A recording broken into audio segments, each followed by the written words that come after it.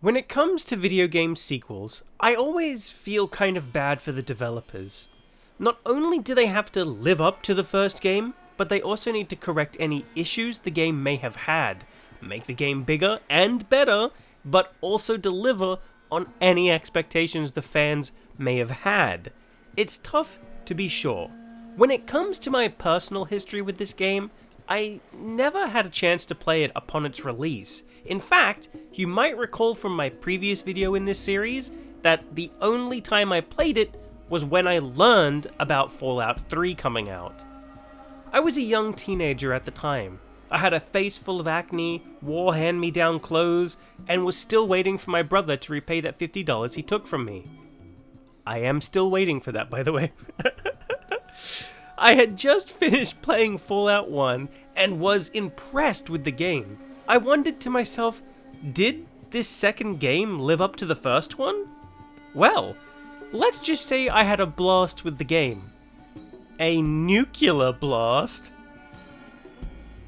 A nuclear blast? No? A nuclear blast? No? Anybody? Oh, okay, never mind. Alright, I'll get back on track. That was many years ago now. I'm older, and my video game tastes have changed a lot. Does the game still hold up today?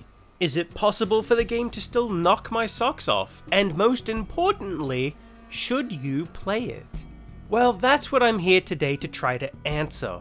Fallout 1 has its flaws to be sure, but regardless of that, it's still a hard act to follow. So, did Black Isle Studios top Fallout 1? Let's find out by diving into Black Isle Studios' 1998 release of Fallout 2, a post-nuclear role-playing game. Let me also just slap this spoiler for the whole damn story sticker on here and yep, there we go. Perfect. You've been warned.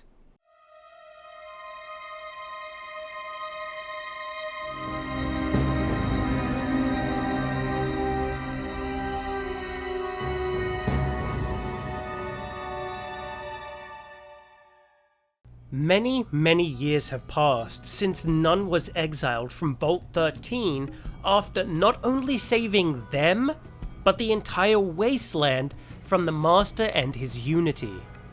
What became of None in the end, we're unsure of. However, after being exiled, he would eventually go on to found a small village called Arroyo. This is where his daughter is born, where she would grow and become the elder of. She too would have a child of her own, us, the player. Her father had no name, so she too passed that trait on to her son, giving him the name of No Name 2. Many more years pass, and No Name 2 would grow stronger and stronger, until one day, our village began to suffer a catastrophic drought. Our mother, the elder, calls us into her hut and tells us that the village is indeed dying. The crops are failing, Brahmin are dying, and the children in the tribe are becoming sick. But there is hope. The elder goes on to explain that there is an item out there called the Garden of Eden Creation Kit, or GEC for short. We will need to seek out and find this GEC in order to save our village. But first, we must prove our worthiness by undergoing a trial. Should we survive this trial, our mother will tell us more.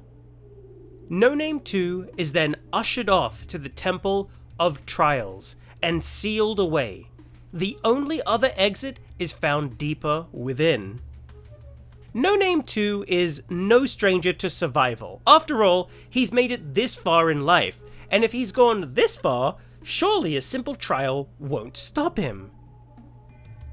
He takes his trusty spear in hand and ventures deeper within the temple. He fights his way past giant ants whose mandibles could cut your legs in two, and also young rad scorpions whose venom could easily kill you without treatment. These two creatures are no match for No Name 2 and his spear, however. Deeper within, he comes across some landmines, which pack more punch than your early morning quad shot of espresso, I tell you. These should have slowed down our hero, but nothing can stop him, not even this door which needs to be blown up. I mean, yeah, sure, he did explode himself in that accident that one time, but that could have happened to anybody. Just remember, safety first, pals.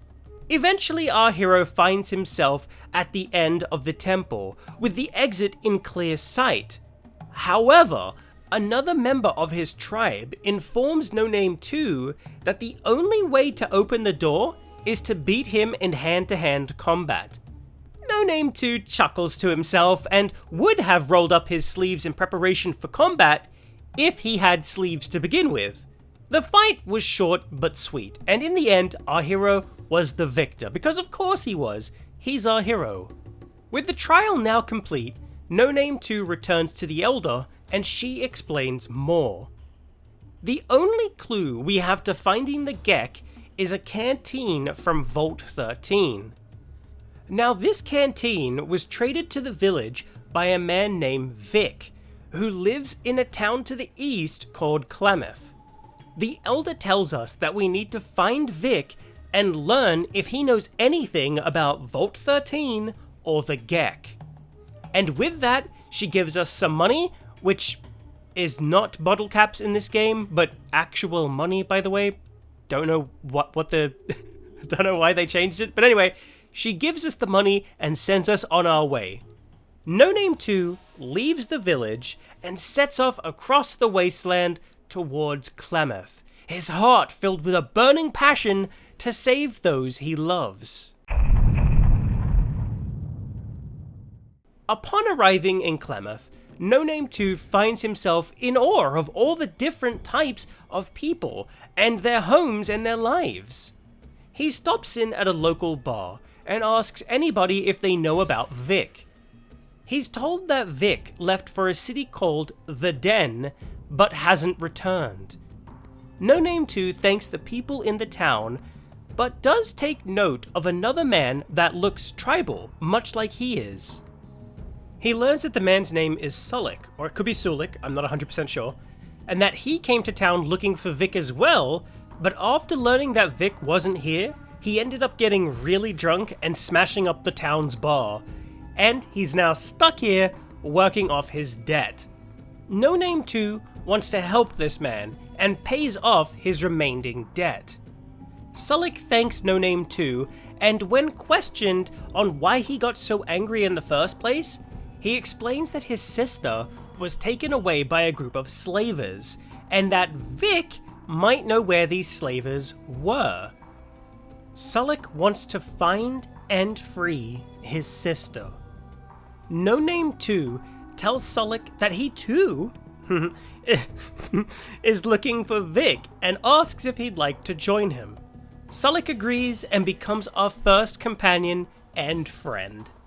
The two new friends spend a little more time here in Klamath, helping the locals with a few of their problems, such as helping to defend some Brahmin, killing a giant talking rat that rules over some other rats, and even saving a man trapped by some giant geckos. The duo tried their best to make the town a better place. However, with all the jobs now done and a new destination in mind, the two pals head off into the wasteland once again, this time towards the Den. Oh, and while I normally wouldn't do this, breaking the story, I have to take a second to pause here and mention that the story of Sulik and his sister, those of you who have played Fallout 2 know where I'm going with this, but for those of you who don't, it never comes up again. I'll never be talking about it again. It's because it was actually cut from the final release of Fallout 2. So, there you go. There is a patch to put it back in, but I'm not playing that patch. So, I just wanted to bring this up in case anybody was curious why I never talk about his sister ever again.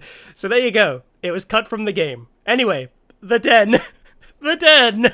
Upon arriving in the den, the two amigos were a little on edge, to say the least. The town had a strange aura surrounding it. Some of the locals were shuffling around town and mumbling to themselves with a vacant stare in their eyes, while others were a jittering, shouting mess running all over town.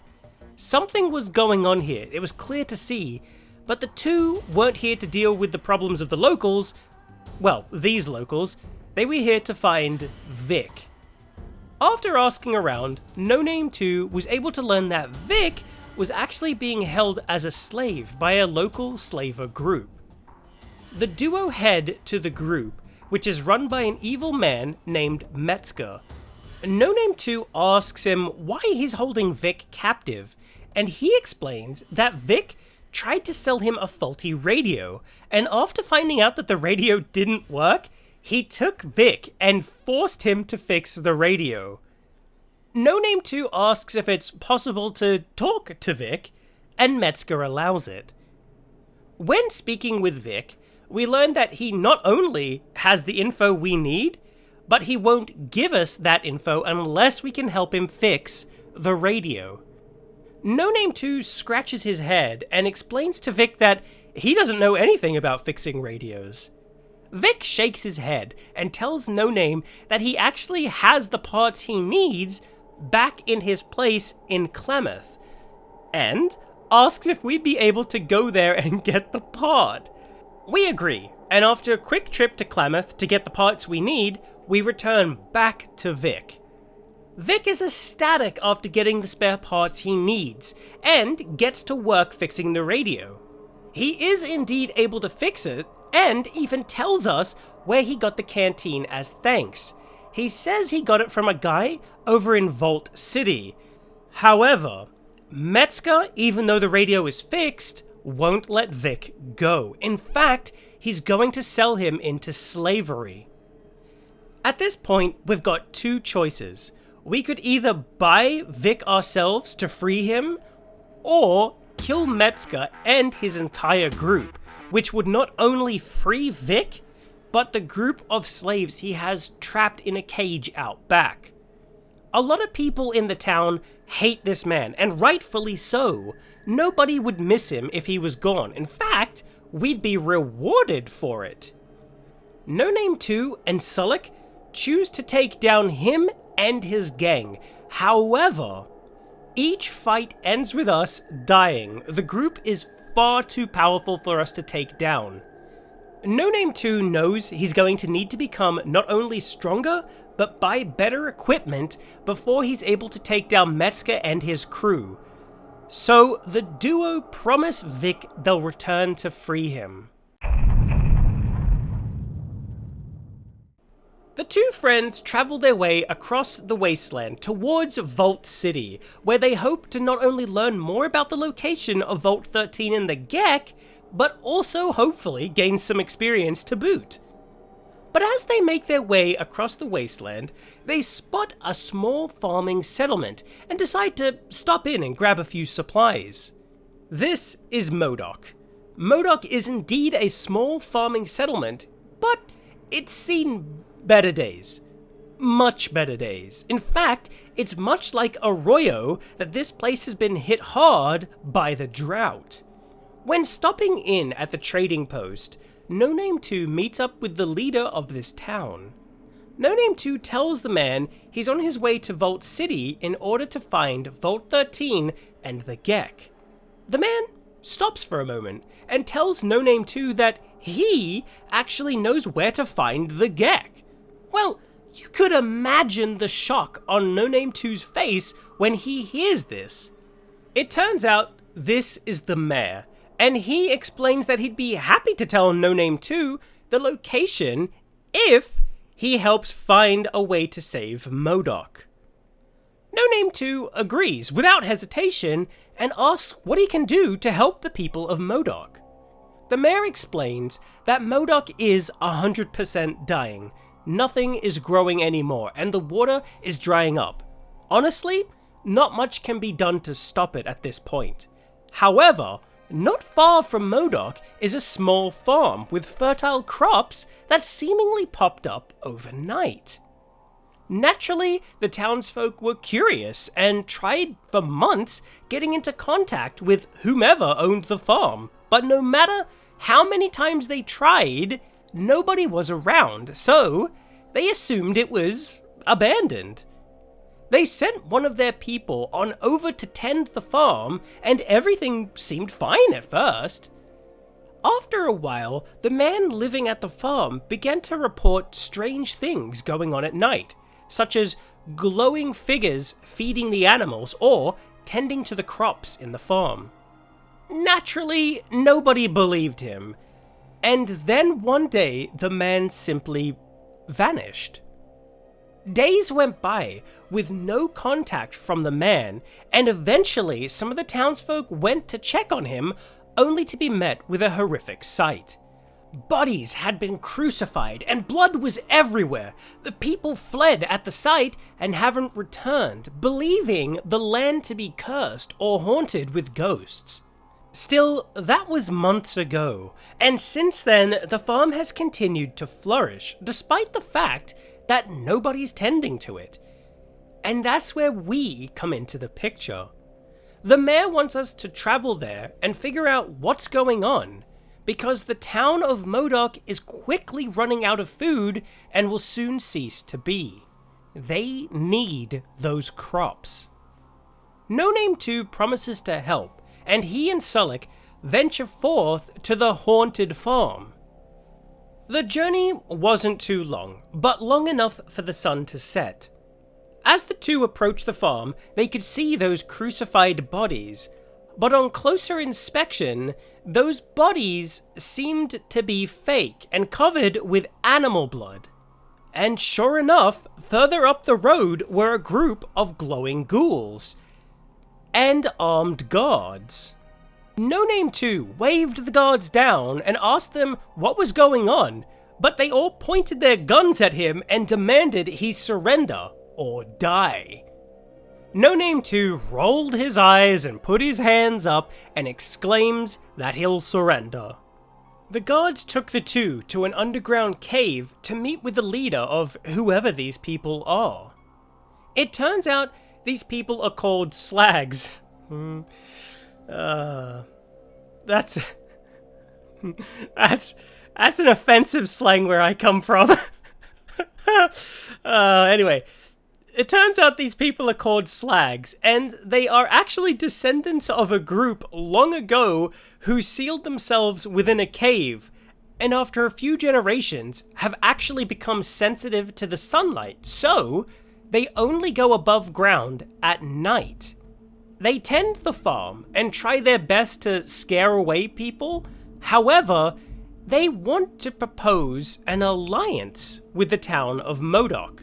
You see, they need medical supplies, among other things, and in return will continue to grow the crops and send food to Modoc.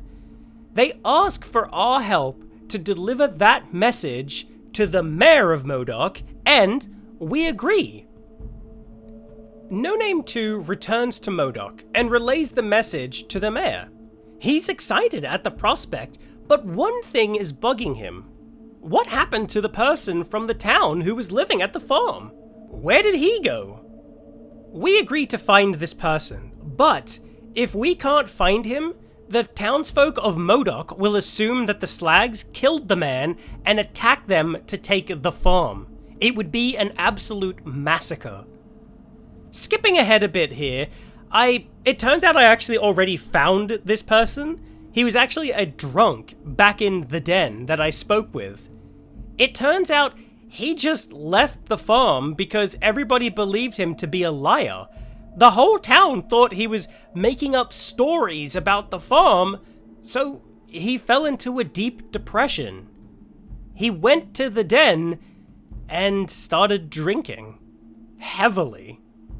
No Name 2, now knowing who this person was, quickly returned to him back at the den and told him about everything that had happened. The man was shocked and returned back to Modoc, thus avoiding the attack and allowing Modoc and the Slags to work together.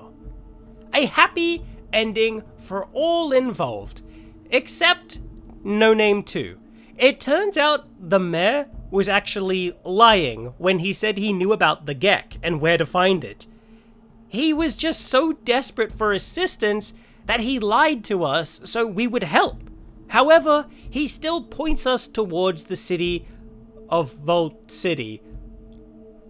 Yeah, that works. That works.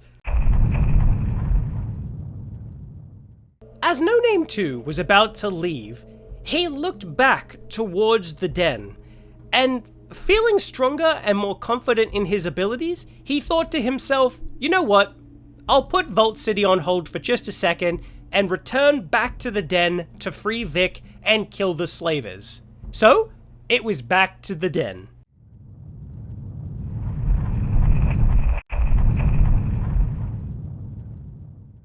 After scoping out the place, No Name 2 came up with a plan. He was going to slowly lure out each guard and try to take them down one by one. The battle was going to be hard fought, and No Name 2 needed every single advantage he could get, and so he turned to performance-enhancing drugs.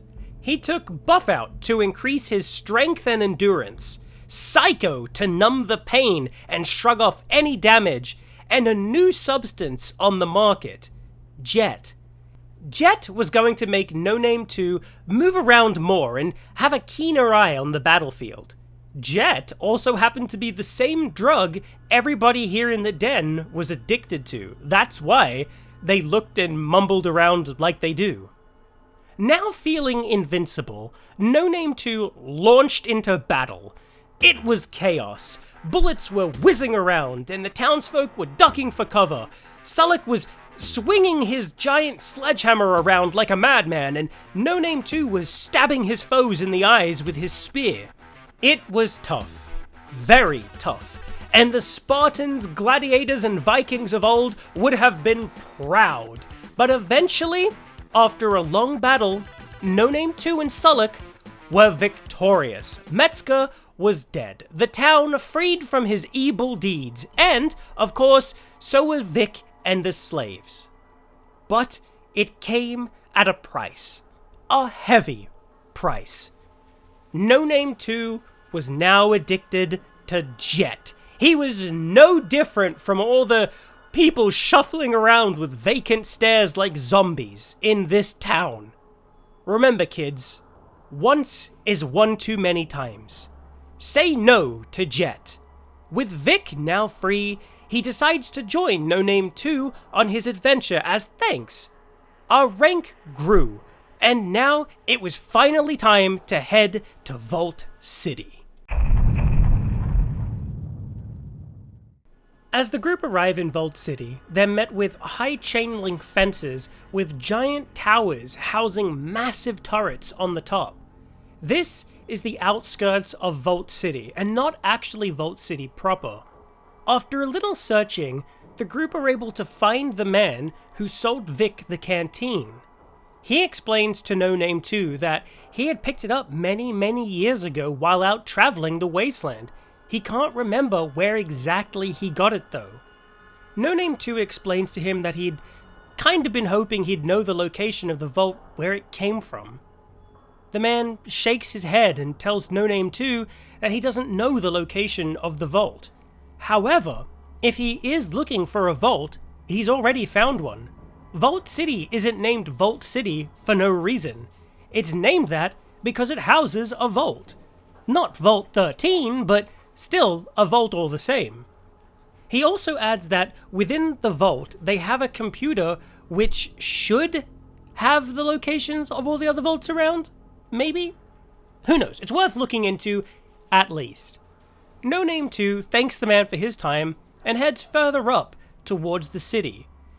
Now, getting inside the city itself is gonna be a bit of a challenge. It turns out the people within the city are extremely picky on who they let inside. They don't seem to like outsiders, shall we say? In fact, most of them regard anybody outside their walls as nothing more than dirty, uncivilized folk.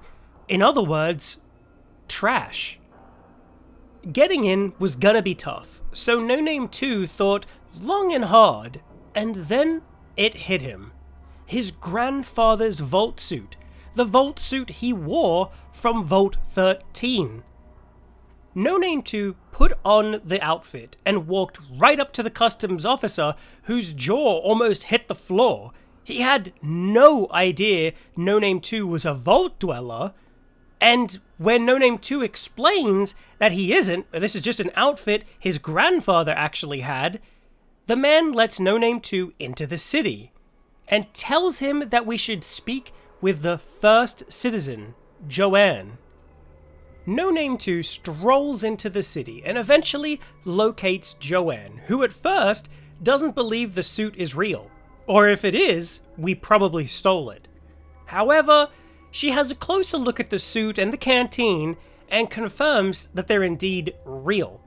She asks No Name 2 how he came into possession of these goods, and he explains that his grandfather used to be a resident of Vault 13. When she asks what his name was, he says, none.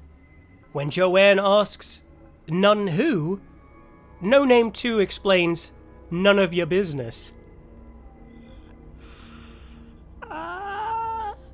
Yeah? No? Oh, come on, man. You're a tough crowd. Whatever. Anyway, Joanne's impressed and asks No Name 2 what he wants. He tells her about the village and that we're looking for Vault 13 and the Gecko. Joanne tells us that their vault, Vault 8, does indeed have a computer that knows the location of the other vaults in the area, but only citizens of Vault City are allowed full access to the actual vault itself. When No Name 2 asks if they have a spare Gecko, Joanne says that they don't. In fact, they used their Gecko to create the very city he's in right now. So, to get full access to the Vault City's computer, No Name 2 asks Joanne if he can become a citizen. She looks him up and down and explains that he seems to lack the, book smarts to pass their intelligence exam, but that there might be another way to get the citizenship. Joanne, and indeed all of Vault City, has a bit of a problem. You see, not far to the north of Vault City is a small town called Gecko. Gecko actually houses a working nuclear power plant, which is impressive enough, but the problem is that the plant has been leaking radioactive waste into the groundwater, thus contaminating Vault City's water supply. Now, that's not the only problem, that's just part of it.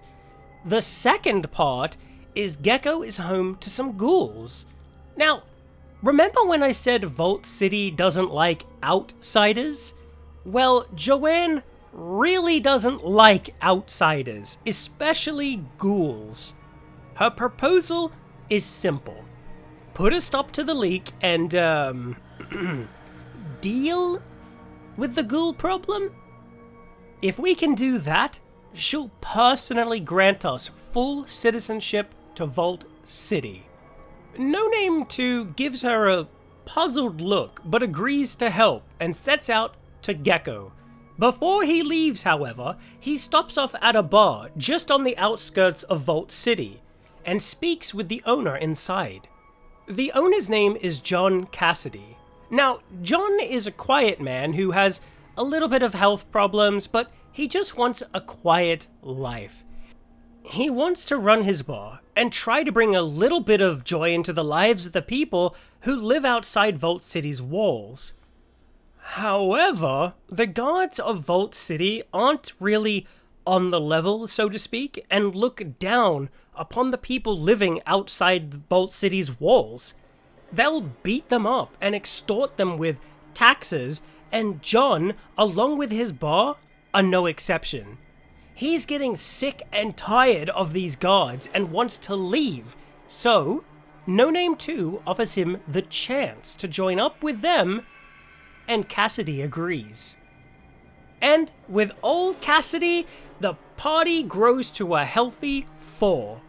No Name 2, Sullick, Vic, and Cassidy. They aren't the Wild 5 yet, but they're getting there. The town of Gecko is a peaceful one. Ghouls live here away from the smooth skins and do their best to be self-sufficient. They aren't hostile, in fact, rather friendly. Their leader is a familiar face, Harold. He greets No Name 2, who explains why he's here in Gecko. Turns out Harold already knows about the leak in the power plant and has already tried to fix it. The only issue is they don't have the part they need, but they know who does. Vault City. Harold goes on to explain that they've tried going down there to ask for help, but are simply shot and killed on sight.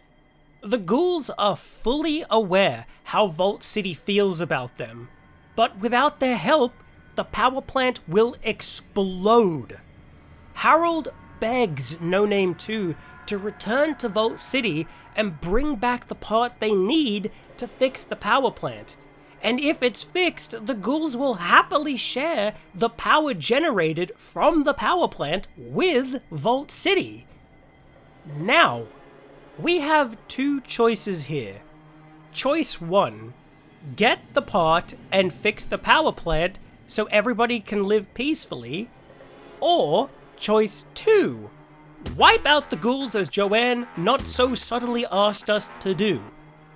No Name chose choice 1. He chose peace. No Name 2 returned to Vault City and went over Joanne's head to ask another member of Vault City's council if they'd be interested in helping. Turns out they'd be more than happy to help give the part to the ghoul so the plant can be fixed. And not only that, but the person will even just grant us citizenship for helping to boot. So, we grab the part we need to fix the power plant, return to Harold and the ghouls, and do the right thing. Fix the power plant, and even go one step further and maximize its efficiency. We are thanked by the ghouls and granted citizenship to Vault City. Take that, Joanne! No Name 2 enters Vault 8 and searches inside for the computer mainframe. It's easy enough to find and even access, thankfully. He looks up all information on Vault 13, but strangely, all mention, including its location, has been removed. What he finds instead is the location of another vault, Vault 15. With no other clues to go off, the group hit the dusty wasteland road once again, this time headed towards Vault 15.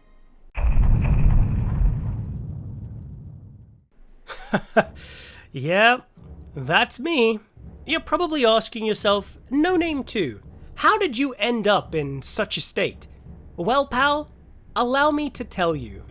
It all started a few days ago in what I like to call a bad vault day.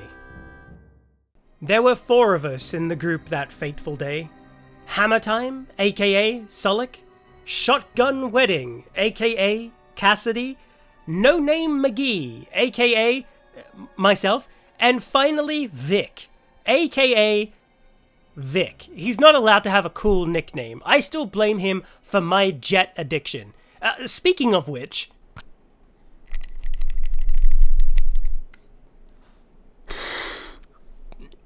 Oh yeah, oh, that's the stuff. Okay, where was I? Oh yeah, the 4 of us had followed the map on my Pip-Boy, which showed the location of Vault 15. Eventually, it led us to a very small grouping of ramshackle tents by the mountainside. The people seemed downtrodden and starving, but aside from the people and their tents, we couldn't see any sign of a vault. I felt it best to ask around before jumping to any wild jet-induced conclusions. I spoke with a lady who was beside herself, crying that her daughter was kidnapped and nobody would help her. Now, I'm no heartless fool. When I see a mother in tears, weeping for her lost child, well, let's just say it stirs something deep within me. Some may call it heroism, but I like to call it doing the right thing for people in need. Oism. I really feel it rolls off the tongue better. Anyway, and needless to say, I was going to help this poor woman. I wiped her tears with the sleeve of my jacket, mostly because it was hard to look at her with all that dirt on her face, and I told her, "I'll help you," in those exact words. It was just then, in the corner of my eye, I spotted somebody eavesdropping on our conversation. I turned my head to see who it was, but they took off running immediately. I and my I-team sprang into action immediately. Now, you might be asking yourself another question. You're asking a lot of questions, but please don't interrupt me while I'm telling the story. Regardless, I'll answer your question, which probably is, No Name 2, why is it called I-team and not A-team? Well, my friend, I'll tell you why. It's because some folks say that there's no I in team. And you know what? They're completely right. So I went ahead and I shoved the I in there. Anyway, my team and I tracked down this shadowy figure to an old shack in the woods nearby. The man confessed not only to spying, but kidnapping that woman's daughter. If there was one thing I hate more than kidnapping, it's spying. So my team and I put down that disgusting, rotten, evil, peeping Tom and his companion, and rescued the daughter. It was a happy ending all around, but these good times were about to turn into not so good times. Turns out, the girl was kidnapped by a group of raiders who live inside the vault we're looking for. The girl told us how to get inside that vault and even where their secret entrance was. My team and I told the woman and her daughter that we would go ahead and kill all the evil gang members inside and free everybody from their iron-fisted rule. The people in their camp erupted into a massive cheer. It was kind of like, "Yeah! Woo! We love you! Oh, No Name 2! You're the best and you look great in whatever it is you're wearing. Woo! I love you!" Pretty much like that. Anyway, after basking in the crowd's cheers, the team and I, the I-team, headed inside Vault 15. I didn't have the heart to tell them that I was going to go inside the vault anyway and kill whoever I found inside, just so I could check the computer records, but hey, whatever floats their boat. Inside the vault, I tricked the gang into thinking we were actually new recruits, and in doing, my I-team and I were able to move around freely. We eventually found the leader down in the control room. He was actually able to see through our cunning disguise, and he and his right-hand men opened fire. Now we're back to the beginning of that story. This story. The story I'm telling you right now. So, all jokes aside, I gotta be completely real with you. This fight was rough, and I mean really rough. I'll come back to this a little bit later in gameplay, but for right now, let's just say that the lack of AI control and kind of how dumb it is really came into focus here. I died over and over again, and if it wasn't me dying, and most of the time it wasn't me dying, it was one of my companions, mostly Vic, stupid Vic. And it wasn't that I couldn't win the fight. I had the gear, I had the experience, I just struggled here. Again, I'll come back to this later. Eventually, after an actual real-life hour, I was able to kill the gang's leader and free the people here. Searching the vault computer, No Name 2 found the leader had actually turned it into his own private journal, and that all that was on it were highly detailed reports of a group nearby called the N.C.R, or the New California Republic. No Name 2 downloaded the information and without any other leads, headed towards the N.C.R. As No Name 2 slept one night on the trip towards the N.C.R, he received a vision from his village shaman. He tells No Name 2 that Arroyo is slowly suffering without the Gecko. And then No Name 2 awakens. He rubs his face. He's slowly running out of clues and prays to the spirits of his ancestors to show him the way. And with that, he continued forward. The N.C.R. was surrounded by thick brick walls and guarded by armed guards. It reminded No Name 2 of Vault City and its extreme defenses. It gave off the air of actual safety, which was something rare within the wasteland. Outside the city's walls were cages, and within those cages were people. Slaves. Normally, the N.C.R. was against slavery and didn't allow it at all, if it was within the city's walls. People coming to the city on business left their property outside for safekeeping. No Name 2 was filled with anger, which he tried to contain. As No Name 2 and his companions entered the city, they got a hot tip that the leader of the N.C.R. wanted to talk with them, so they went to meet with this leader. As they approached the city hall, they noticed something. A giant statue. A statue the leader of the N.C.R. had made. It was a statue of Nun, his grandfather. It turns out that this N.C.R. was once Shady Sands, and the leader was Tandy, the young girl Nun freed from the Khans all those years ago. His brave actions led Shady Sands into growing and becoming what it is today, the New California Republic. No Name 2 smiled and placed his hand on the statue. Surely this was a sign from the ancestors that the Gecko was close. It just had to be. Eventually, No Name 2 met with Tandy. Tandy had a bit of a problem with Vault 15. A gang had taken over the vault and... No Name smiled, nodded, and politely interrupted Tandy. He informed her that they had already taken care of the gang, and that the poor souls who were left outside actually wanted help from the N.C.R. Tandy was speechless. She thanked No Name 2 and sent him on his way. The good times wouldn't end there, however. No Name 2 actually heard an old tale. It seems that there was a town drunk who once claimed he had found Vault 13, and not only found it, but had a map to it. No Name 2 tracked this man down and asked him about his tale, and sure enough, the man wasn't lying. He really had found Vault 13, and had made a map, but the map was stolen from him by the town doctor. No Name 2 thanked the man for his time and marched right on over to the doctor, demanding the map. The doctor, however, wasn't just going to give it away.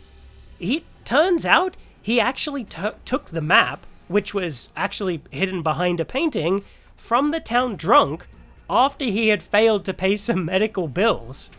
The doctor would gladly give us this map, or in what he thinks is a painting, if we pay $10,000 for it. No Name 2 blinks, unsure if he had even heard the man correctly. He looks inside his wallet and finds that he's about $6,000 short. So, he sold whatever he could and did a few odd jobs around the N.C.R. such as freeing all those slaves outside and taking all the dead guards' guns and armor to sell. Eventually, No Name 2 had the money, paid the doctor, read the map on the back of the painting, marked the location of Vault 13 on his Pip-Boy, ran out of town at a blistering speed because he had no time to waste. No Name and the crew entered into a cave. The cave was silent and still. No Name 2 felt as though some part of him remembered this cave, some sort of deja vu maybe? As he progressed deeper within, there it was. The vault door. The Holy 13, home of his ancestor. He'd done it. He had found it. But now wasn't the time to stop and reflect. His village was in trouble. So, he opened the vault door and ran inside. No Name 2 wasn't sure what to expect inside, but he sure as heck wasn't expecting to see a death claw. When he went to grab his knife, it spoke. The death claw spoke. It told him that its name was Gruthar, and that he was the leader of the Deathclaws inside the vault. When questioned where the inhabitants of Vault 13 are, Gruthar explains that they weren't here when he and the other Deathclaws had arrived.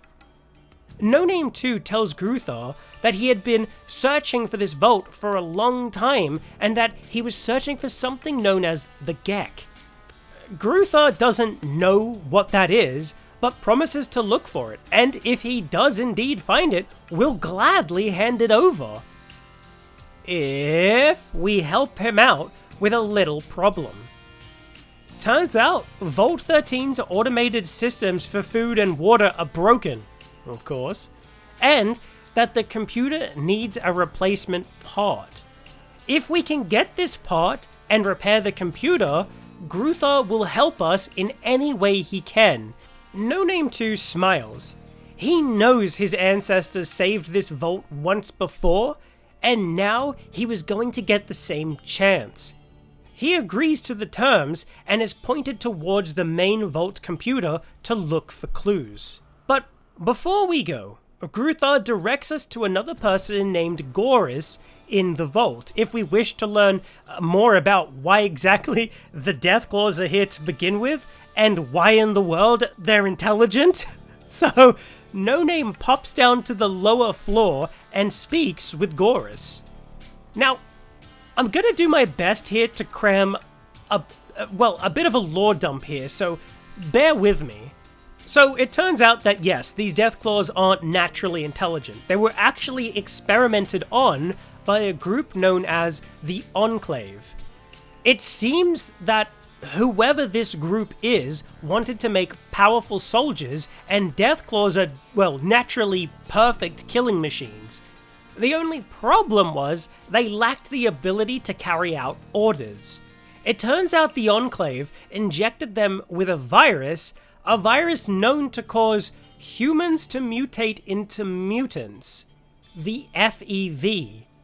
Now, the FEV did the job in making the Deathclaws smarter, but made them a little too smart. Smart enough to know that what was going on, so they played dumb long enough until they got a chance to escape. They eventually found that chance for freedom and took it. But now, what of the people who lived here in Vault 13? What happened to them? Well, that would also be a result of this Enclave group. They led a raid on this vault with the Deathclaws backing them up. They rounded up the inhabitants and took them somewhere. The Deathclaws, especially Gruthar, can't forgive himself for their part in this raid. They knew what they were doing was wrong, but couldn't break free. Not yet. And finally, who is the Enclave? Well, we don't know who they are. Not yet. We know that they're powerful. They They have powerful armor of their own and enough firepower to wipe out any resistance to stand in their way, but the biggest worry is not who the Enclave are, it's the FEV. How did they get it? What was their plan for it? Well, that was anybody's guess, and that was scary. No Name 2 thanks Gorus for his time and information and turns to leave when Gorus stops him and asks if he can join No Name 2 on his adventures. No Name 2 thinks about it for a moment and is about to decline when he reveals that he's actually a Deathclaw. After that reveal, well, No Name 2 kicks Vic to the curb and welcomes Gorus to the team. Welcome in, Gorus.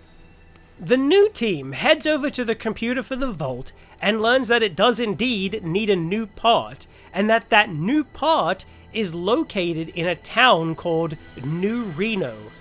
The place is actually pretty close to the vault, so the group just heads on over lickety-split. Now, New Reno is, how does one describe New Reno? If you want to gamble, go to New Reno. If you want to get drugs, New Reno. Want to join the mob? New Reno's your place. Have you ever thought about starring in an adult film or becoming a professional fluffer? Well, New Reno's got you covered. New Reno is a place full of sin, and everybody loves it. Everybody but our hero, that is. No Name 2 has a crippling jet addiction, and all he wants to do is get in, get the parts, and get the hell out of there. And that's exactly what he does. He's in and out. Burger. Back at Vault 13, No Name 2 installs the computer part, reboots the system, and saves the vault, just like his grandfather did years before. No Name 2 tells Gunther that... Whoops. You touch my tralala. You touch my Vault 13. Ooh, the holy Vault 13. Wrong guy. I'm sorry. Okay, hang on. Oh, God. No Name 2 tells Gunther... I can't. Hang on.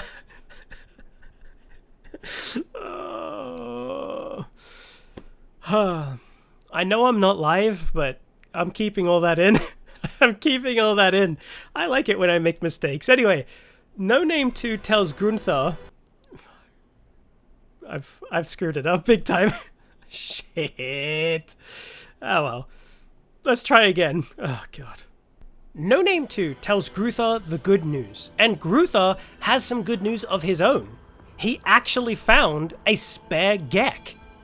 No Name 2 can't believe it. He's actually done it. He actually has the Garden of Eden creation kit.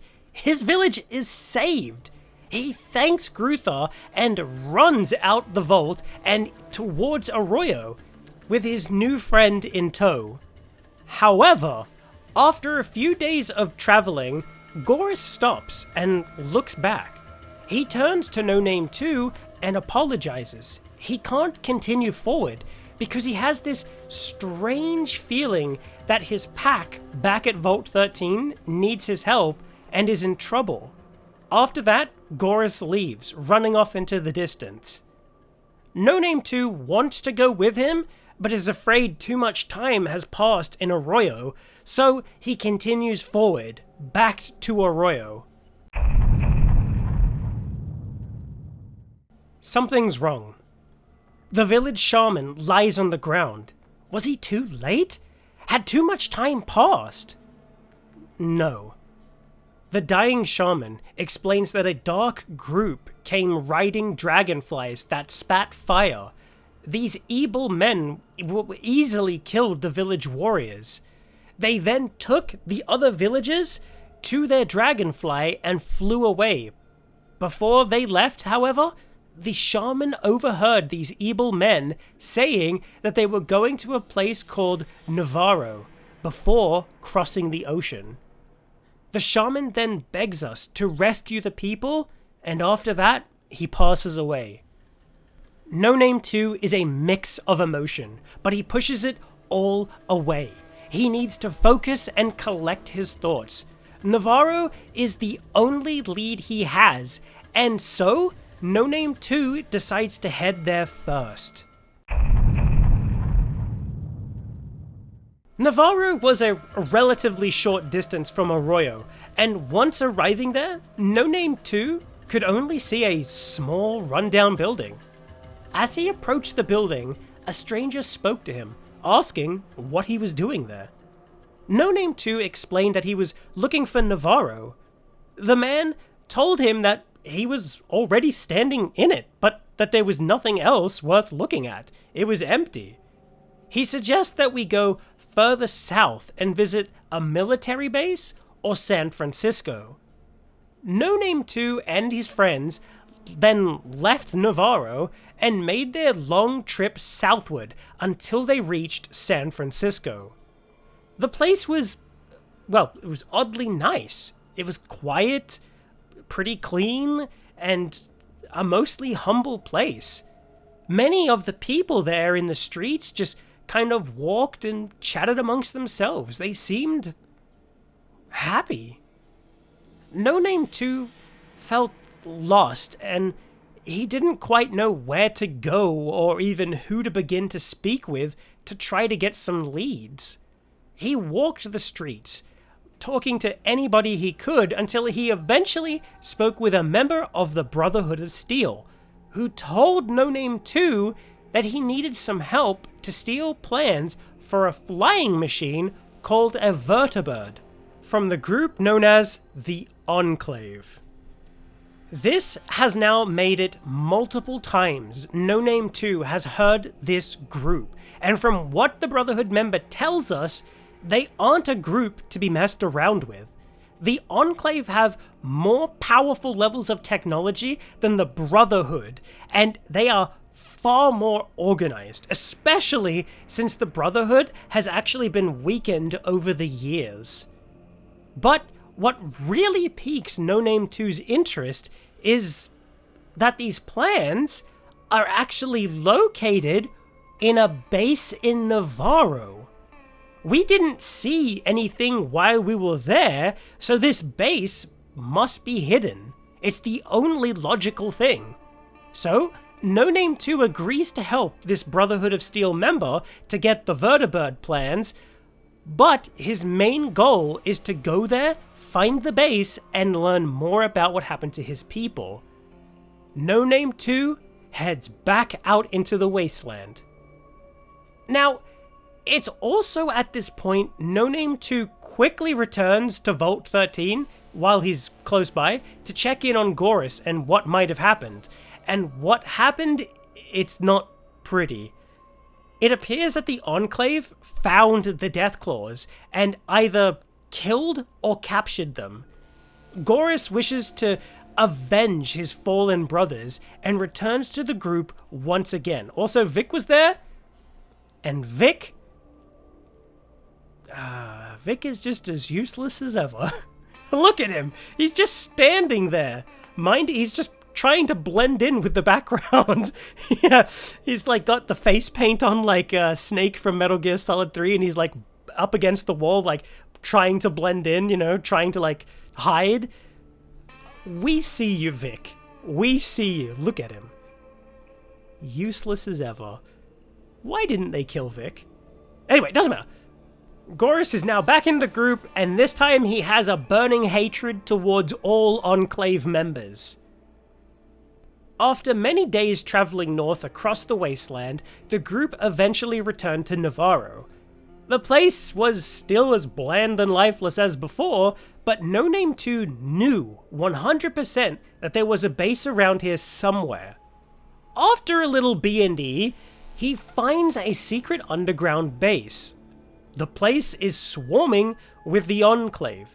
This had to be the place. So, he was very careful with his next move.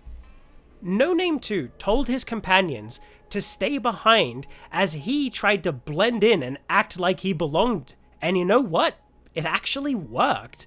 The Enclave soldiers and staff had no clue who he was. Our hero was free to roam around their base. And what did he find, you may ask? Well, not much of anything, but he did find the vertibird plans and even a new robotic dog companion named K9. And K9 is he's a cybernetic dog, and his evil creator took away his, the ability to move his own legs, and so, we killed the evil scientist and free K9, and now K9's part of the group, but not really, because we got to come back for him later, but because right now I'm not charismatic enough to have more than 3 people following me around. I guess, three's, what do they say? Three's a crowd. Yeah, I don't know where I'm going. I don't know where I'm going with this. I'm just not charismatic enough to take K9 with me yet. Anyway, the big piece of information we did find was that his tribe was taken to an offshore base that the Enclave called home. With that knowledge and the very thing we came here to find, No Name 2 exits the base and returns back to San Francisco. As he traveled across the wasteland, he wondered to himself just how in the world he was going to get across the irradiated ocean. At first, he thought that rolling around in some toxic waste to try and eventually, mutate wings, grow and mutate some wings and fly across the ocean might work, but his companions told him that wasn't such a smart idea. So instead, he could take a look at maybe the gigantic anchored ship in the San Francisco Bay instead, perhaps, maybe? Who knows? After arriving back in San Francisco and returning the vertibird plans to the Brotherhood of Steel member, No Name 2 checks out the ship in the bay. It does seem in fairly good condition, all things considered, but after speaking with the ship's captain, he learns that the ship can't set sail, or at least not yet. You see, the ship's out of fuel, which isn't surprising, but it's also missing 2 key components: a fob to gain access to the navigational computer, and parts for said navigational computer. As luck would have it, No Name 2 actually already has the navcom parts. Don't ask when he got those parts or when he got those parts, because he doesn't remember. What he doesn't have, however, is the fob and the fuel. Now, it turns out the fob is located within the Enclave base back up in Navarro. And as for the fuel, it turns out I might be able to get it here in San Francisco. For the sake of time, let's quickly gloss over the fob by saying that No Name 2 returned back to Navarro and killed pretty much everybody in the underground base until he found the fob, and when he did, returned back to San Francisco. As for the fuel, well, within the city of San Francisco, there are 2 groups. One is called the She, I'm not sure if that's how you pronounce it, and the other is a religious cult called the Habologists. Most of the people living within San Francisco are She, and are very distrustful of these newcomers, the Habologists. No Name 2 was directed to speak with the Emperor of the She and ask if he'd be interested in lending us some aid in the form of fuel for the ship. No Name 2 makes his way over to the She and spoke with the advisor of the Emperor, Ken Lee. Ken explained that in order to meet with the Emperor, No Name 2 must prove his worth by undertaking a task. No Name 2 agrees and asks what he must do. Ken smiles and explains that there is a military base in the north known as Navarro, and he wants us to go there and get something for him. No Name 2 slowly nods his head, smiling on the outside, screaming in the inside.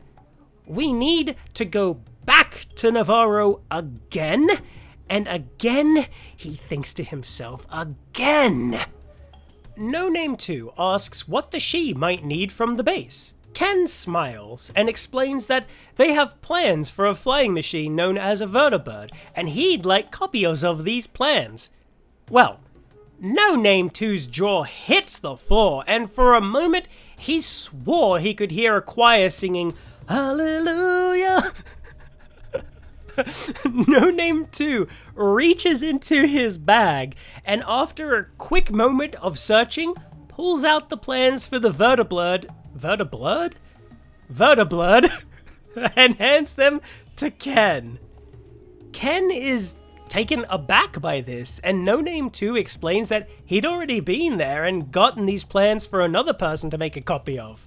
Well, Ken smiles and makes a copy of the plans for himself before adding that he has one more task for us to complete, because of course he does. He goes on to explain that he wants us to kill the leader of the Habologists. It would appear that this group has actually been abducting and brainwashing the children of the She. The She consider the Habologists to be evil and their enemies. So No Name 2 nods his head and promises to kill the leader.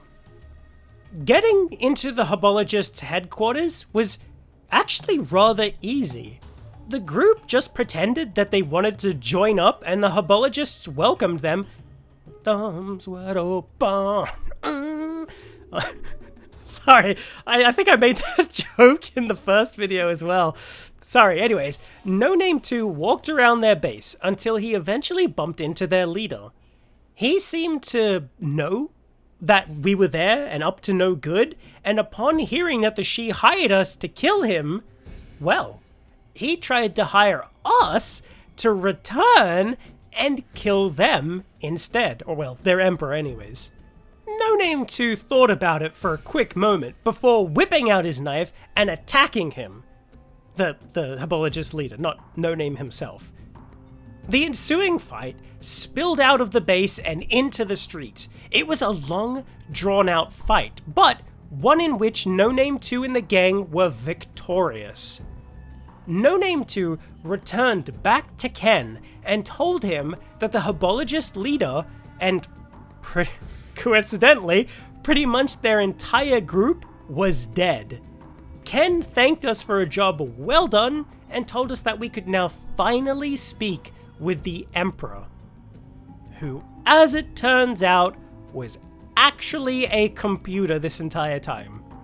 No Name 2 spoke with the Emperor and asked him for some fuel for the ship, and the Emperor was more than happy to help. With the fuel now in the ship and the parts for the ship installed as well, it was time for No Name 2 and the gang to set sail for the Enclave base, rescue his people, and take down this new threat to the wasteland. Upon docking with the oil rig, the group slowly made their way inside. The Enclave aren't messing around. Their main HQ was high-tech and very flashy. Sneaking around was impossible as a group, so the gang ended up fighting their way through the base, or at least part of it.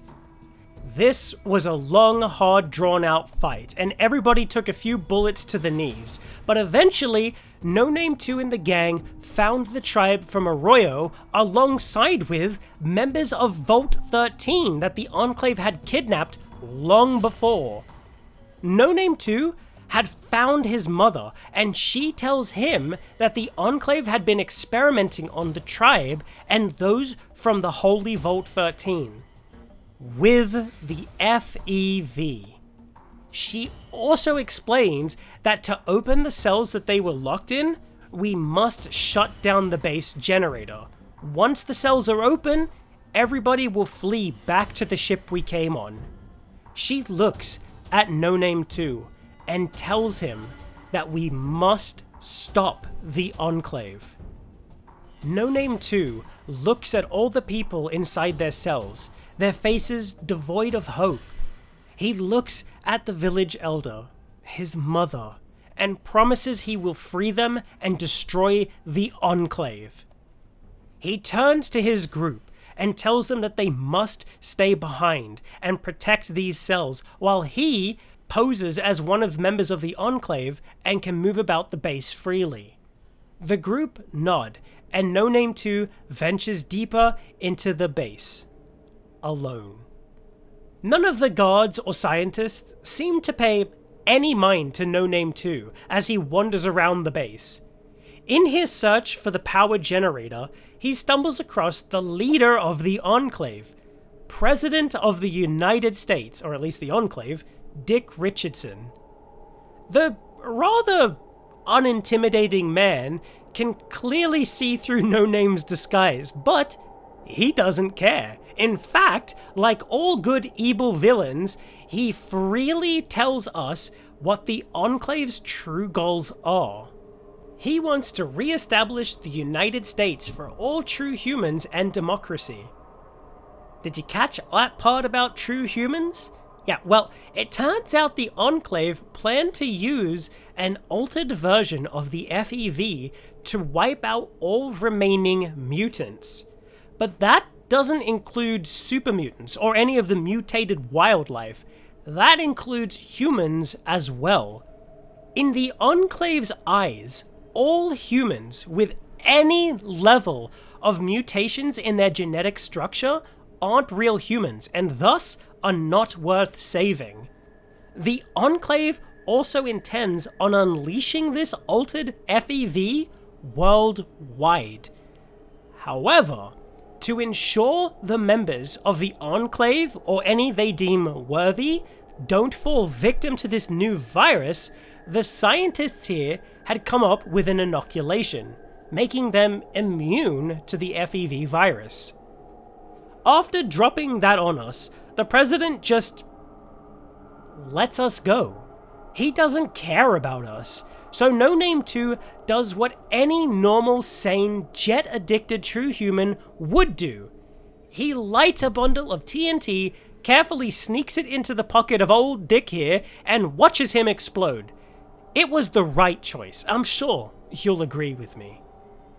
After that pants-exploding display, No Name 2 ventures further into the base and finds the lead scientist who was working and created the altered version of the FEV. And he convinces him that what he's doing is wrong. He agrees and not only gives No Name 2 the inoculation, but all the people on the prison level as well. After that, the scientist unleashes the FEV into the base's ventilation, which slowly makes all Enclave members, who are not in suits, explode into a rather bloody mess. It's quite impressive, actually. Once that's done, he tells No Name 2 that the only way to actually turn off the power generator on the lower level is to blow it up. And with that, No Name 2 heads down a floor, plants some more TNT, and blows up the generator, sending the base into a sort of lockdown mode. No Name 2's path is cut off from the prison level, thanks to some automatically sealing doors, so thanks for that. But he must make his way up and through different parts of the base to escape back to the ship. As he slowly makes his way to the exit, he's stopped by a hulking mass of a man. This is Frank Horrigan, personal bodyguard to the president and member of the Secret Service. Frank is actually a super mutant cyborg. It's quite impressive, and he is the very definition of a killing machine. Now, old Frank here didn't find the pants exploding joke very funny, and he wants to kill No Name 2. However, No Name 2 has a bit of an ace up his sleeve, and he powers up all the turrets in the room, programming them to attack Frank. The ensuing fight wasn't so much of a fight as it was a complete slaughter. Frank didn't stand a chance against a room filled with turrets. Sure, he put up a good fight, but in the end, he wasn't able to win.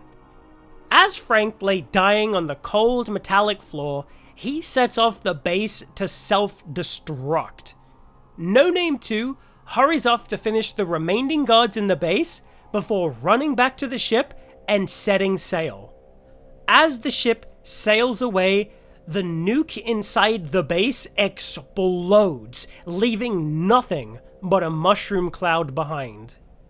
No Name 2 had done it. He had stopped the Enclave, saved his people, and even saved the remaining members of Vault 13.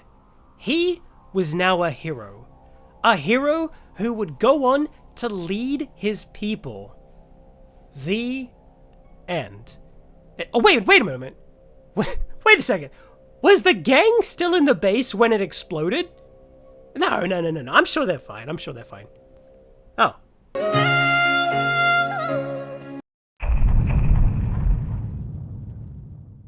Fallout 2 really kicked it up a notch when it comes to the story. Fallout 1 was short and sweet.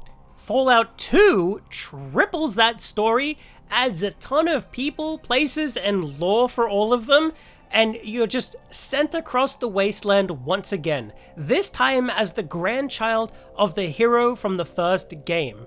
You get to see how the world was after the events of Fallout 1, and I think that's great. I think it's wonderful to see the world grow, and I mean, 2 thumbs up, you know? So I think Black Isle did a fantastic job with the story being told here.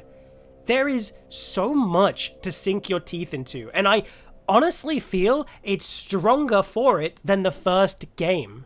I really can't think of what could have been improved on. In fact, to me, it almost feels like Fallout 1 and Fallout 2 were just sort of like one big story, if that makes sense. Fallout 1 set it all up, and Fallout 2 was the payoff. I'm 100% positive that it wasn't made that way. I'm pretty sure Fallout 1 was just made to be like a self-contained story, but Fallout 2 fits really nicely into it. I even thought the idea of coming from a wasteland tribe was really interesting. You aren't some person locked away in an underground bunker seeing the world for the first time. You're a person who grew up in the harsh world, isolated, yes, but still aware of how hard wasteland life can be. You can choose to play the tribal person who's never seen the outside world before, or you can roleplay and just act like you do.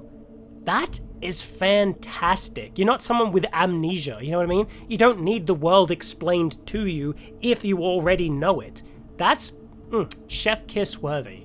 Honestly, at the end of the day, I rather enjoy the story here in Fallout 2. I think the team did a fantastic job and should be proud. Anyway, that's all I have to say about the story. Let's move on to gameplay. Now, when it comes to these videos, honesty is at the front and center, and that won't change here. The gameplay in Fallout 2 is pretty much, if not already 100% identical to Fallout 1. The graphics, character models, assets, mechanics, and more are taken directly from Fallout 1. However, like all good sequels, they learned what worked and what didn't, and focused on fixing those problems. It honestly makes talking about, well, anything and everything a little bit tricky, because I've already said it all. So I'm not gonna say anything at all. I'm not going to insult you by repeating everything you've already heard from the first video. I'll focus on what's different, and what's different isn't much, so the gameplay section of this video is going to be pretty short. With that, let's talk about what is new. For starters, the companions. They fixed a lot of issues with the companions. you can now shove just shove them around so you don't get stuck in doors or corridors any longer. They also added a little more character development, and, well, when I say character development, I especially a little more of it, I kind of mean it. In Fallout 1, you pretty much just said, hey, do you want to go on an adventure? And they'd reply, yeah, sure, why not? In Fallout 2, you get to learn a little more about each person, and the biggest being Sullick. Now, I'm going to suggest something here. It might be true or it might not be. I have a feeling, however, that Sullick was the first companion developed for the game. I think Black Isle Studios wanted all companions to be as fleshed out as he was. Sullick is the only companion to have a true story. He's the one with fully voiced lines and an animated floating head. I'd wager that they wanted all companions to just be exactly like this, each with their own voices and animations and quests.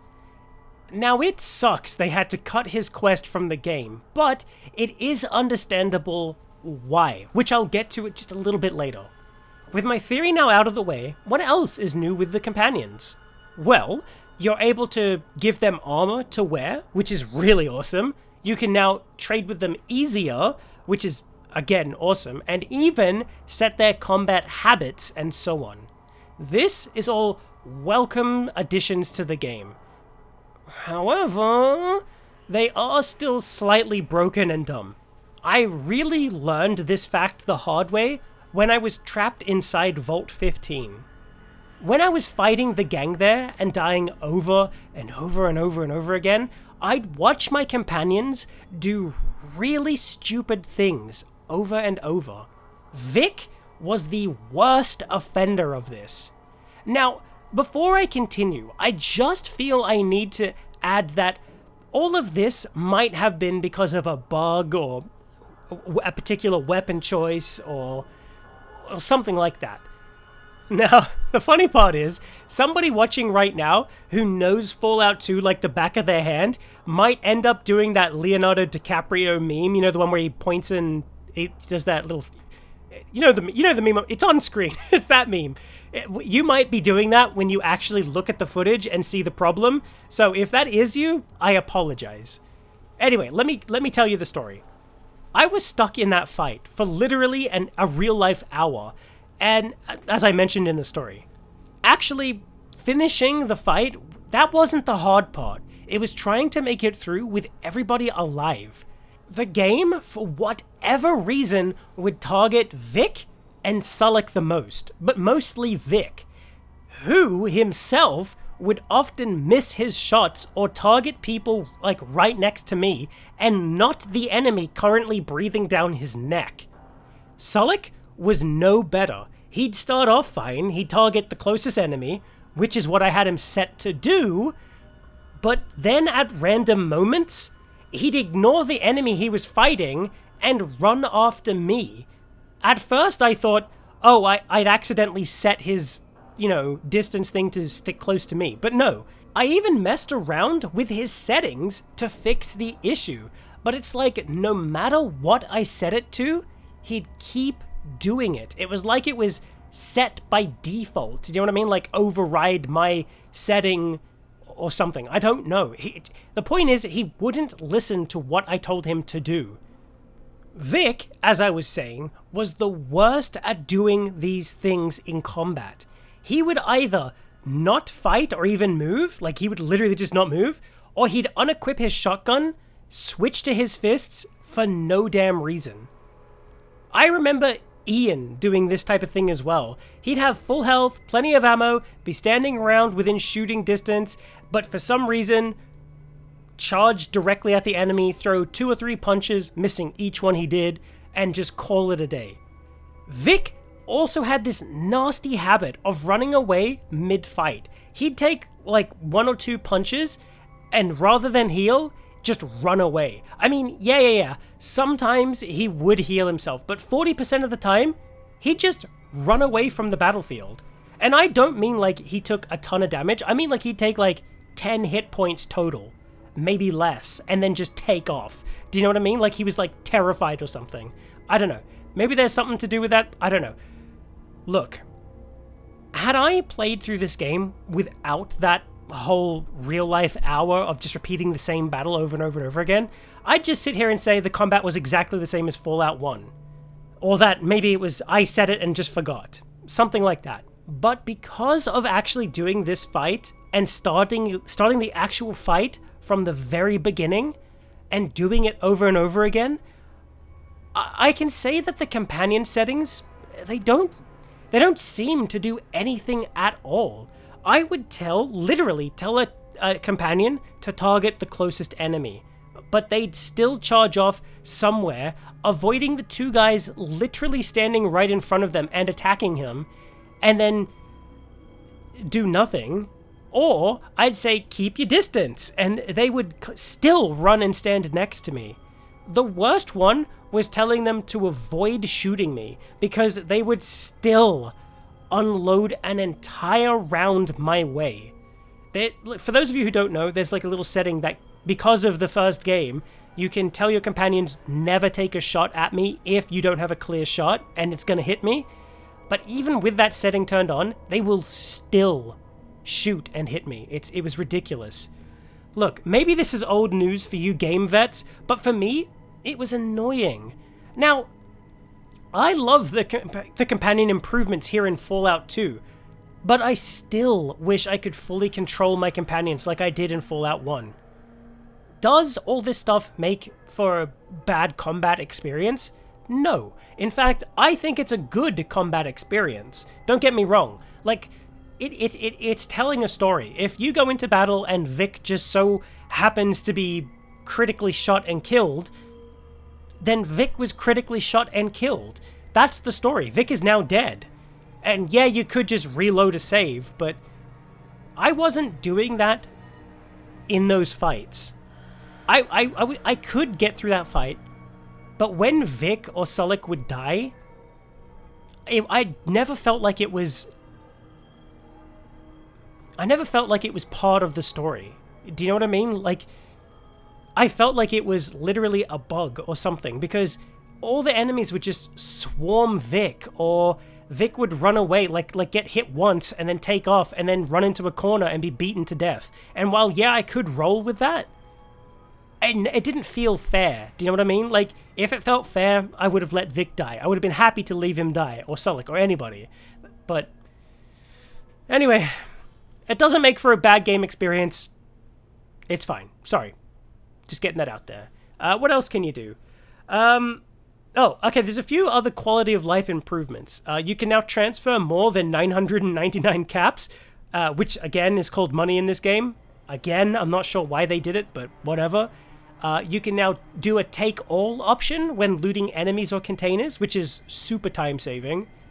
Sadly, you still can't sort your inventory, which it sucks, but it is what it is. You can travel quicker around the wasteland by getting an actual car, which is super handy since the world in this game is far bigger. That or you just move much slower. One of those things. Anyway, another awesome thing you can do is continue playing the game after you beat it, which is really nice.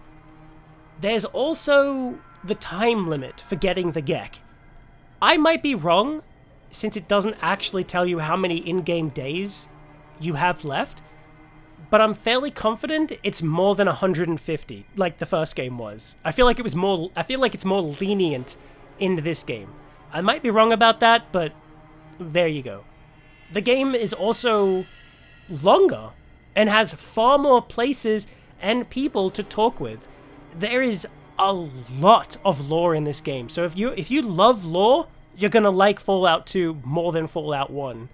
If you followed along with my story, you may have noticed I didn't go to Broken Hills or Redding. That's if you're familiar with Fallout 2. That's not because I didn't want to, it's just because that's how my particular playthrough went. When you play, you might not get the same leads I did, or talk to the same person I did. you might need to go somewhere else. Maybe you're playing an evil character. The point I'm trying to make here is there is a lot more freedom in Fallout 2, which is without a doubt a fantastic thing.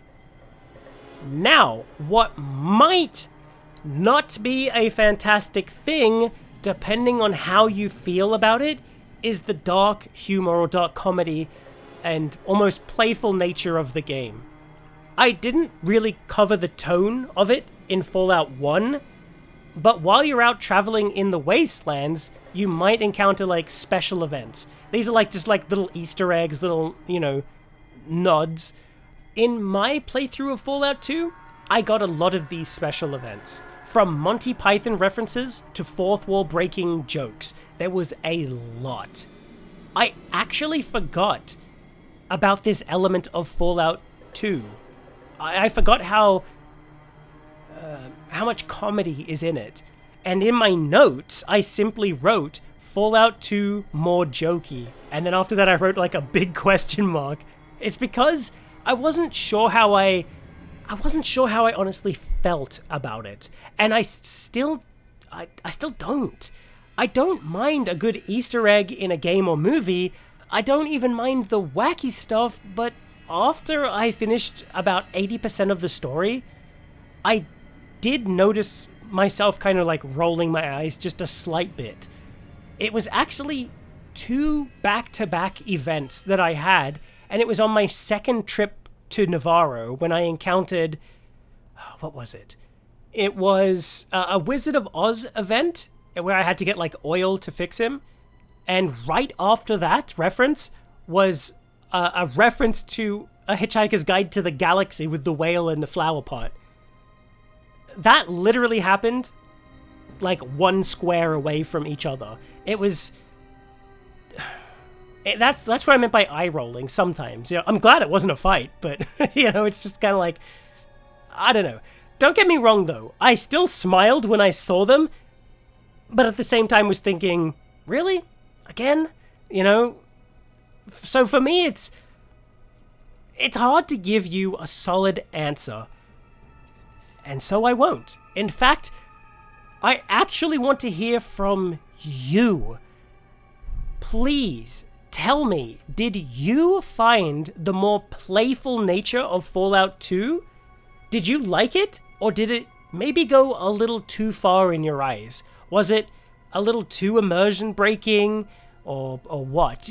Let me know. I'm extremely interested to hear what everybody has to say about this, because for me, it was like like I said, I don't know how I feel. I don't know if I like it, dislike it, or I'm okay. I think I'm okay with it, but I just don't know if it hurt my experience. Does that make sense? So that's why I want to hear from everybody here today. Remember, be honest about it. We all have different likes and dislikes, and there isn't any shame in it. Heck, the whole point of these videos is I'm just sharing my own honest thoughts. I'm sure some of you disagree with something I've said in any of my videos, but still respect the opinion. Or maybe I've had the opposite effect. Maybe you dislike something, and after hearing my thought, maybe said to yourself, oh, I never thought about it like that, but yeah, wow, interesting. So please, let me know how you feel. It's always awesome reading your comments.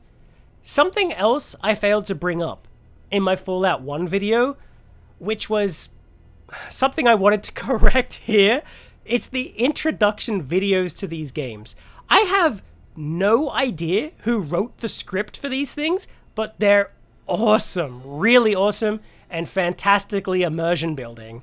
And whoever cast Ron Perlman to read it as well, I hope that person got a raise, because holy crap, he kills it, and I think we can all agree with it, because we all know the line, we all love the line, and we love hearing Ron Perlman say the line.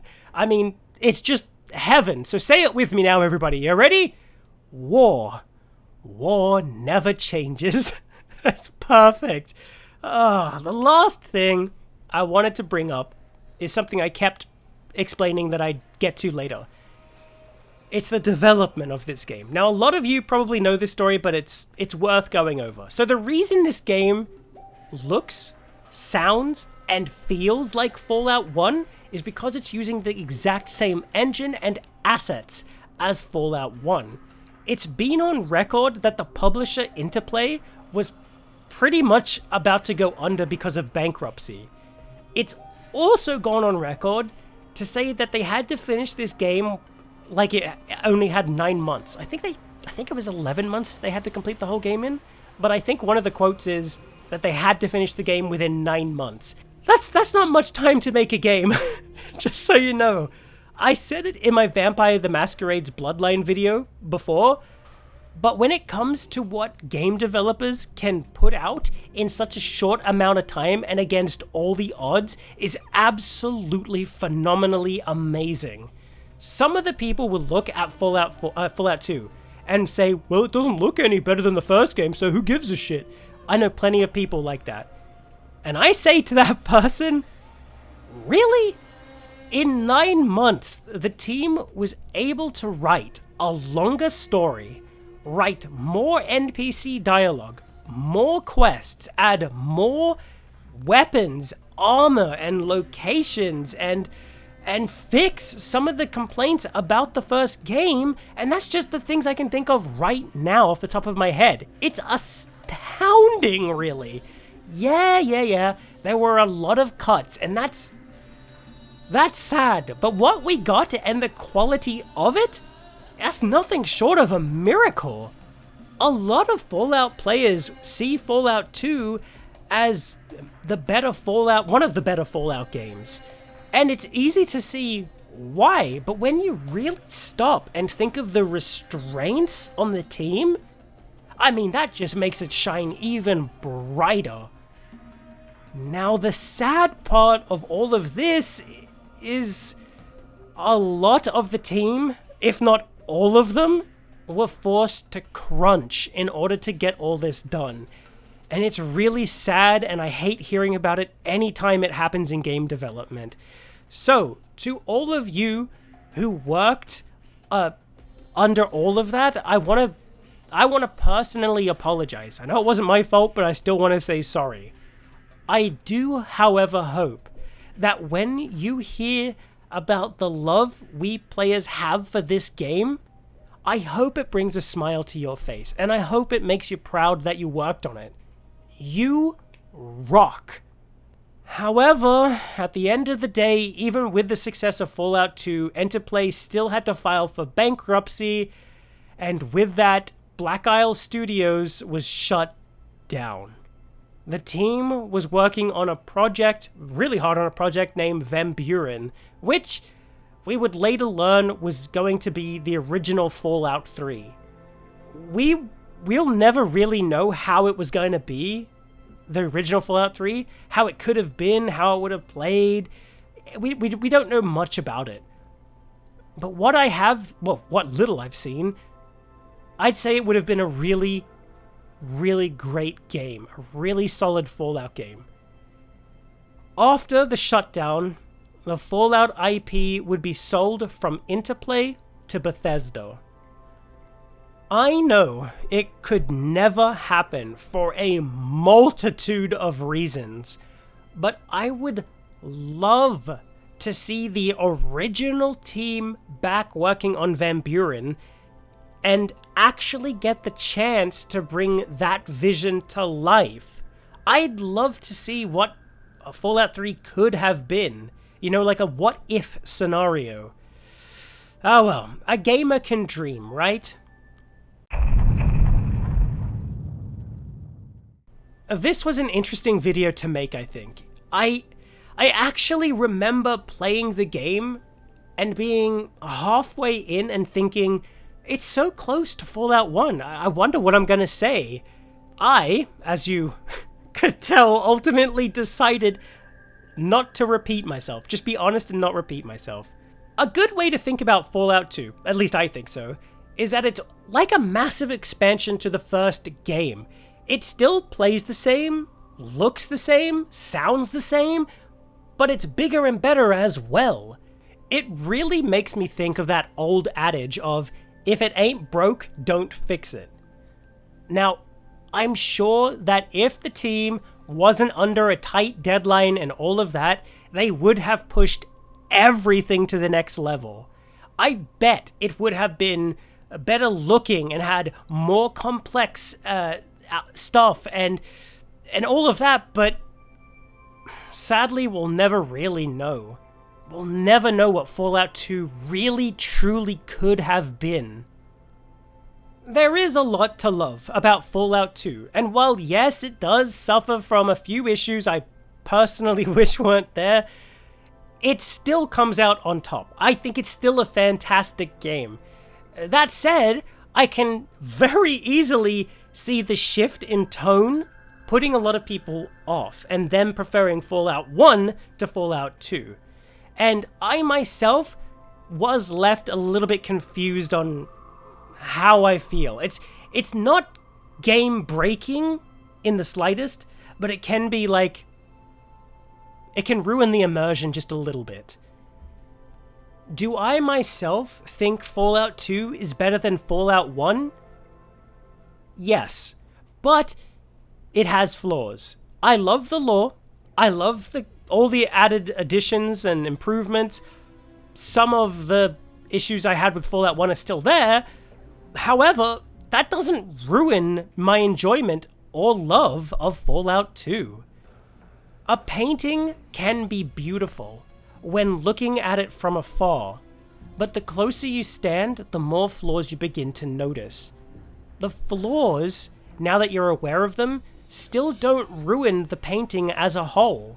You're just aware that they exist now. Does that make sense?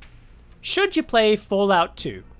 Yes, absolutely yes. If you liked Fallout 1, you'll love the second game.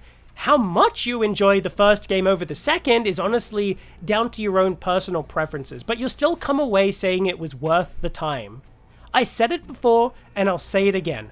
Fallout 2 is how a sequel should be. You build on what's already there, and build they did. The game can be picked up nice and cheap over on Steam or GOG, and it's even on Xbox Game Pass. I couldn't tell you if it's actually on the console version of the Xbox Game Pass, but it's 100% on the PC version of the Game Pass. Though, I would bring up a word of caution. I originally, for this video, started playing Fallout 2 on my Steam account, but the damn thing kept crashing or bugging out in some weird way, so I switched to the GOG version instead. It still crashed now and again. I did have a lot of crashes, but it was far less. I don't know if the Steam version is actually worse or it was just how it ran on my computer, but I still wanted to bring it up just in case. I have no clue how it works on Game Pass, but I haven't re-upped my Game Pass account for a long time. So if you do have any personal insight on how it performs on Game Pass on the PC, please let everybody else know about it, because I think everybody would like to know where the best version of it is. I still say GOG, but that's just what I think.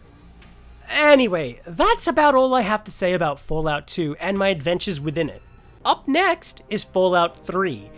And if you kept an eye on the community posts I do on YouTube, you may have even taken part of one of the polls I put up.